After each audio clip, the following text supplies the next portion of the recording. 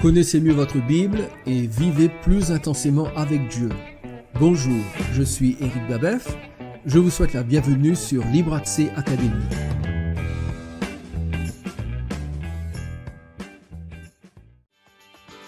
Nous poursuivons notre exploration de la magnifique prière de l'apôtre Paul que nous trouvons dans sa lettre aux Éphésiens au chapitre 3, du verset 14 au verset 19. À cause de cela, je fléchis les genoux devant le Père, duquel tire son nom toute famille dans les cieux et sur la terre, afin qu'il vous donne, selon la richesse de sa gloire, d'être puissamment fortifiés par son esprit dans l'homme intérieur, en sorte que Christ habite dans vos cœurs par la foi, afin qu'étant enracinés et fondés dans l'amour, vous puissiez comprendre avec tous les saints quelle est la largeur, la longueur, la profondeur et la hauteur, et connaître l'amour de Christ qui surpasse toute connaissance, en sorte que vous soyez remplis jusqu'à toute la plénitude de Dieu. Dans les deux précédentes vidéos, nous nous sommes concentrés sur les principes fondamentaux d'une prière efficace que nous trouvons dans les versets 14 et 15, ainsi que dans la première partie du verset 16. Aujourd'hui, nous allons poursuivre notre étude de cette sublime prière et commencer à entrer dans les requêtes spécifiques que Paul adresse à Dieu. Mais tout d'abord, je veux attirer votre attention sur un mot de liaison important. Il s'agit du mot grec « ina », qui apparaît 3 fois dans notre texte et qui marque les 3 principales requêtes de Paul. Il nous aide à les mettre en évidence et à les parcourir dans le passage. En effet, dans chaque cas, ce qui suit le mot grec « ina » se réfère au contenu de la prière de Paul. Laissez-moi vous les indiquer. 2 fois, ina est traduit par « afin que » et 1 fois par « en sorte que ». Avec ces indications, vous savez maintenant où se trouvent les 3 principales requêtes de Paul. La première se trouve au verset 16, « afin qu'il vous donne, selon la richesse de sa gloire, d'être puissamment fortifié par son esprit dans l'homme intérieur. » La seconde requête se trouve dans la deuxième partie du verset 17, « afin qu'étant enraciné et fondé dans l'amour ». Et la troisième requête se situe dans la deuxième partie du verset 19, « en sorte que vous soyez remplis jusqu'à toute la plénitude de Dieu ». Chaque fois, les phrases commencent par ce petit mot grec, « ina ». Le reste de ce qui les entoure dans ce passage sert à expliquer et à souligner les 3 requêtes fondamentales de Paul.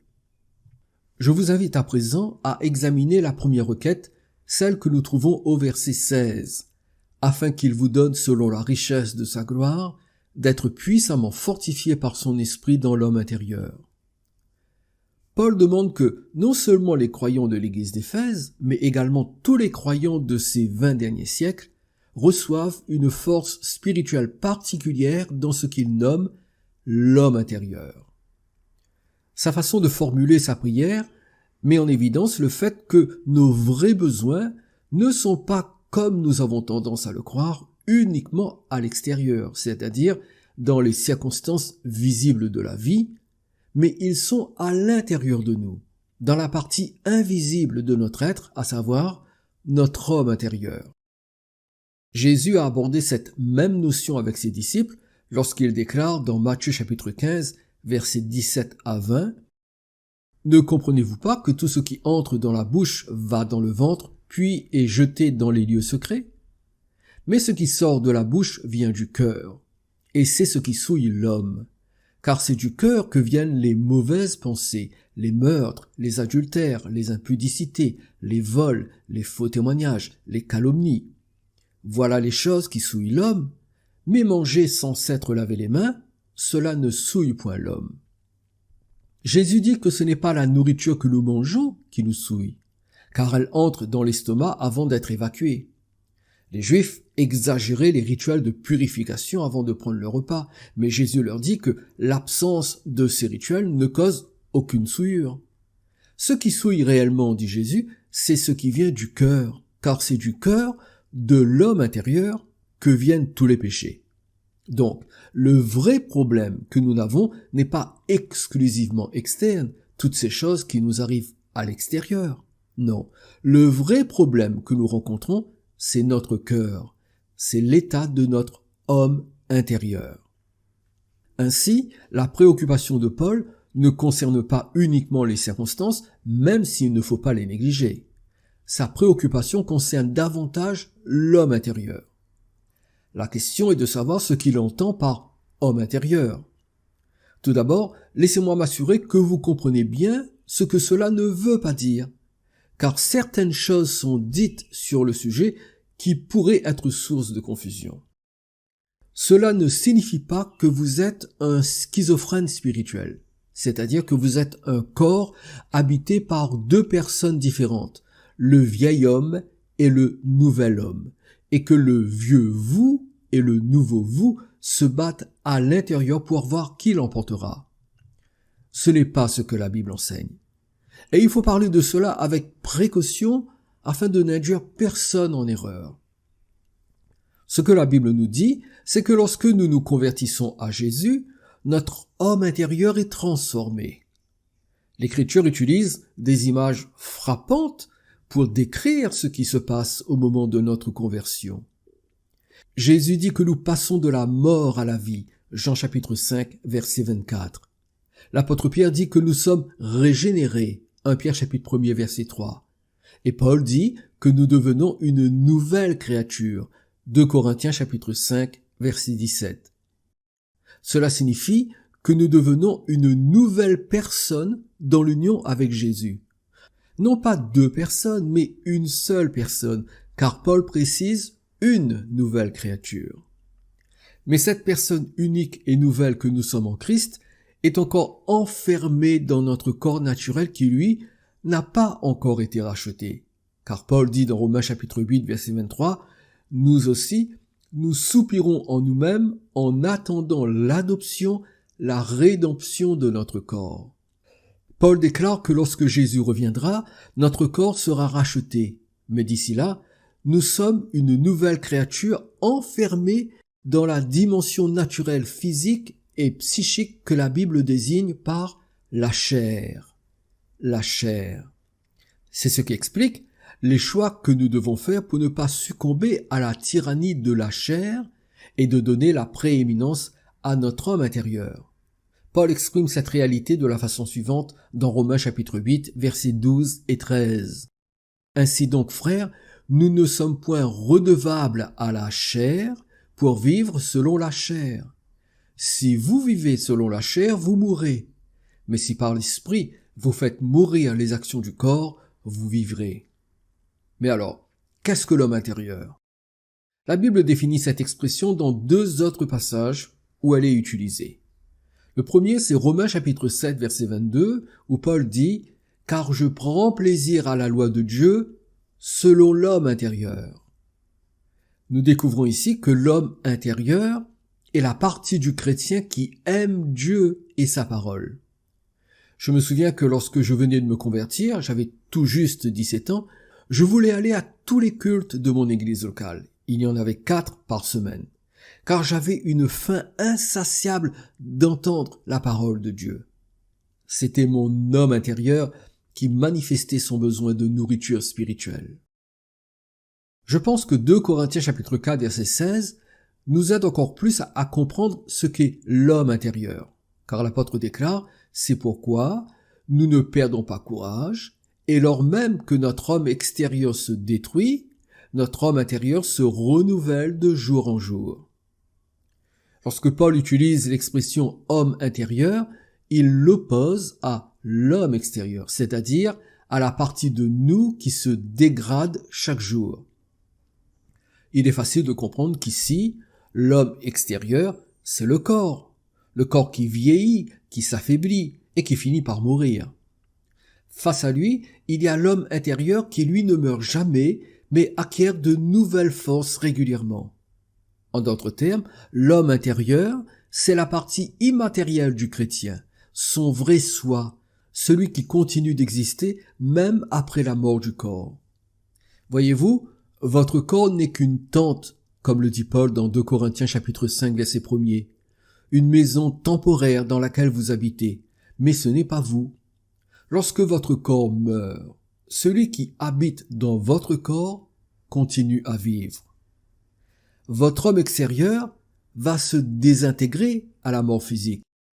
Mais votre homme intérieur, lui, continuera d'exister sur un autre plan invisible. Salomon décrit ce processus dans Ecclésiaste, chapitre 12, verset 9. Avant que la poussière retourne à la terre comme elle y était, ce qui est une référence au corps, et que l'esprit retourne à Dieu qui l'a donné. Cette dernière vérité est confirmée par Étienne lorsqu'il fut martyrisé, car nous lisons dans Actes chapitre 7, verset 59, et il lapidait Étienne qui priait et disait « Seigneur Jésus, reçois mon esprit ». Maintenant, revenons à ce que Paul dit dans Éphésiens chapitre 3, verset 16. Afin qu'il vous donne selon la richesse de sa gloire, d'être puissamment fortifié par son esprit dans l'homme intérieur. Ce verset est rempli d'une profonde vérité, et je veux que nous la comprenions ensemble. Commençons par le cœur de la demande de Paul. L'apôtre prie le Père, verset 14, pour que dans cette partie immatérielle de notre être, c'est-à-dire dans notre esprit ou dans notre homme intérieur, nous soyons puissamment fortifiés. Tout d'abord, remarquons qu'il y a deux mots différents ici. L'un se réfère à la puissance, l'autre à la force.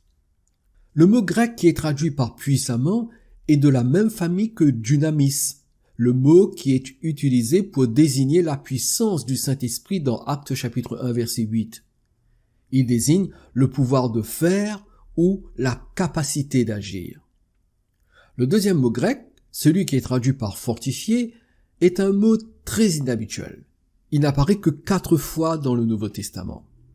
En dehors de la Bible, il n'est utilisé que par un seul écrivain, Philon d'Alexandrie, un philosophe juif, pour désigner le fait de devenir fort par l'exercice. Devenir fort par l'exercice. Si nous combinons l'utilisation qu'en fait Philon d'Alexandrie avec celle de Paul, nous pouvons en déduire que l'apôtre prie pour que nos esprits deviennent forts ou se fortifient par l'exercice. Ce qui bien sûr met l'accent sur la responsabilité personnelle dans la croissance spirituelle. Regardons les 3 autres textes où ce mot grec apparaît, le 4e étant bien sûr Éphésiens chapitre 3 verset 16. Premier texte, Luc chapitre 1 verset 80. Or, l'enfant croissait et se fortifiait en esprit, et il demeurait dans les déserts jusqu'au jour où il se présenta devant Israël. Il est ici question de Jean-Baptiste, qui vivait un style de vie ascétique en dehors des centres urbains, ce qui eut pour résultat de fortifier son esprit d'une manière particulière. Nous pouvons dire que Jean-Baptiste se fortifiait par des exercices spirituels réguliers et intenses. Jean-Baptiste faisait ainsi preuve de responsabilité personnelle dans sa croissance spirituelle. Deuxième texte, Luc chapitre 2 verset 40. Or, l'enfant croissait et se fortifiait, il était rempli de sagesse et la grâce de Dieu était avec lui. Dans ce verset, il s'agit de Jésus qui, même si nous ne savons pas comment exactement, s'occupait lui aussi de sa croissance spirituelle, ce qui eut pour résultat qu'il devenait de plus en plus fort. Je crois cependant qu'il y a un indice de ce qu'il faisait dans Luc chapitre 18 verset 1er. Nous lisons « Jésus leur adressa une parabole pour montrer qu'il faut toujours prier et ne point se relâcher. » Mes amis, je ne pense pas que celui qui exhortait ses disciples à toujours prier n'ait pas agi ainsi depuis son plus jeune âge. Il faut le souligner, même Jésus s'adonnait à des exercices spirituels intenses et réguliers pour favoriser sa croissance spirituelle. N'oublions pas qu'il est notre modèle par excellence, car lui aussi se savait responsable de sa croissance spirituelle. Et enfin, le troisième texte, 1 Corinthiens chapitre 16, verset 13. Veillez, demeurez fermes dans la foi, soyez des hommes, fortifiez-vous. Trouvons-nous la même notion de responsabilité personnelle dans ce verset que dans les 2 premiers? Je crois que oui. car il suffit de considérer les verbes que Paul utilise. Tout d'abord, il dit « veiller »,« veiller ». Le mot grec signifie « faire attention à l'indolence »,« être prudent » et « actif ». Ensuite, Paul dit « demeurer ferme »,« demeurer ferme ». Le mot grec signifie « persévérer », persister et garder sa position. Et enfin, il dit « soyez des hommes », « soyez des hommes ». Il s'agit d'un seul mot grec qui signifie être brave, se montrer courageux. La conclusion qui s'impose ici est que Paul met les Corinthiens en garde contre la passivité, contre l'inertie, et il les exhorte à une action soutenue afin de devenir forts. Alors oui, je crois que la notion de responsabilité personnelle est présente dans ce verset également. Mes amis, il y a des choses que nous devons faire si nous voulons nous développer spirituellement. Dans le chapitre 4 de sa lettre aux Éphésiens, Paul dit au verset 21 et 22 « Conformément à la vérité qui est en Jésus, c'est en lui que vous avez été instruits à vous dépouiller, eu égard à votre vie passée, du vieil homme qui se corrompt par les convoitises trompeuses. » Puis, au verset 24, il dit « Et à revêtir l'homme nouveau, créé selon Dieu dans une justice et une sainteté que produit la vérité. » Nous étudierons ces versets en détail lorsque nous atteindrons cette section, mais il est facile de comprendre que l'apôtre Paul fait ici appel à notre responsabilité personnelle. Il déclare que nous devons rejeter notre ancienne manière de vivre et en adopter une nouvelle. Ensuite, il donne dans le reste de sa lettre une série de commandements pour préciser en quoi cela consiste. Il y a donc des choses que nous devons faire pour nous fortifier. Nous devons nous exercer spirituellement afin de devenir forts. Mais probablement le passage classique sur le sujet, c'est 1 Timothée chapitre 4 verset 8, où Paul dit à son fils dans la foi « Exerce-toi à la piété ». Le mot grec traduit par « exerce-toi » est celui à partir duquel nous obtenons le mot « gymnase », c'est-à-dire l'endroit où des personnes s'entraînaient pour les compétitions athlétiques à Corinthe. Ce mot parle de la discipline physique extrêmement rigoureuse à laquelle s'adonnent les athlètes qui participent aux Jeux olympiques. Paul dit à Timothée « Je veux que tu exerces ton esprit, que tu te disciplines pour obtenir de la force spirituelle de la même manière que les athlètes olympiques disciplinent leur corps pour obtenir de la force et de l'endurance physique. » C'est donc notre responsabilité personnelle. Mais il y a un détail sur lequel je tiens à attirer votre attention. Chaque fois que ce verbe grec pour se fortifier apparaît dans le Nouveau Testament, chaque fois, il est toujours à la voix passive.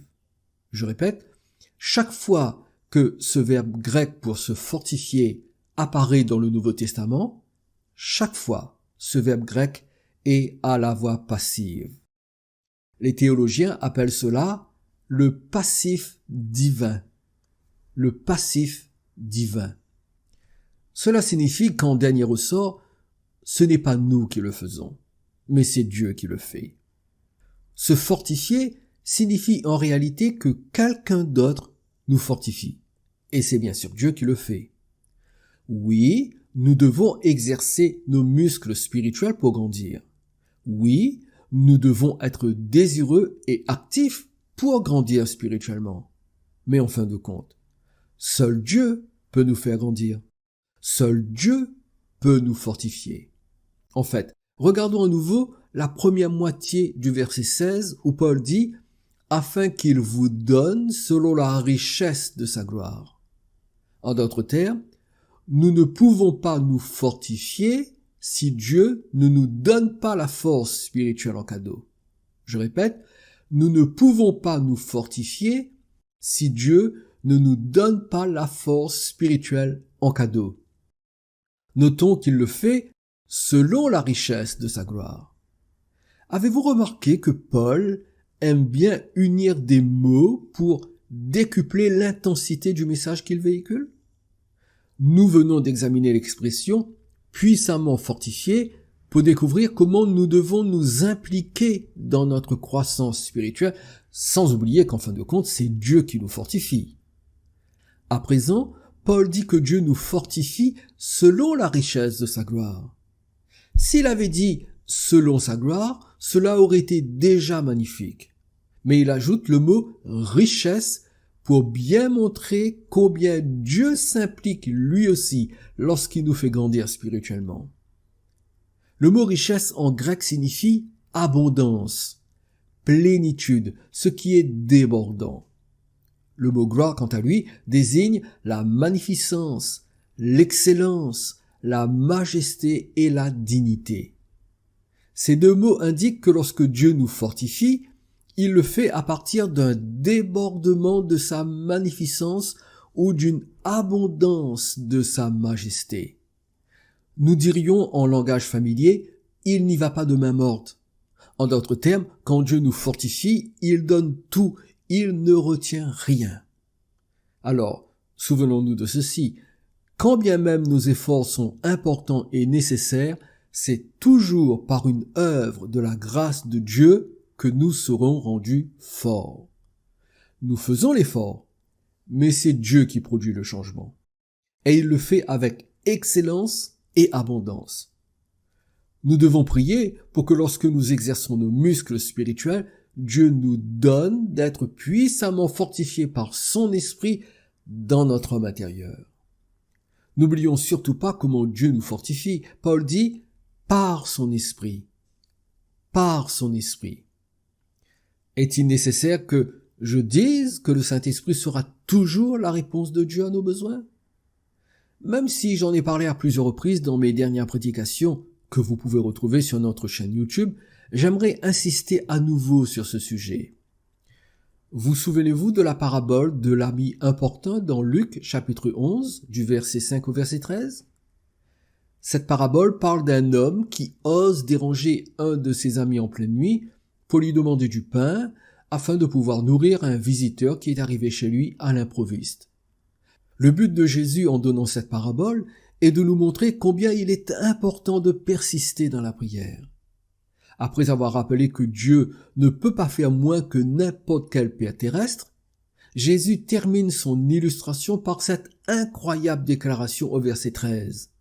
Si donc, méchants comme vous l'êtes, vous savez donner de bonnes choses à vos enfants, à combien plus forte raison le Père céleste donnera-t-il le Saint-Esprit à ceux qui le lui demandent? Ce qui est frappant ici, c'est la mention que le Seigneur fait du Saint-Esprit.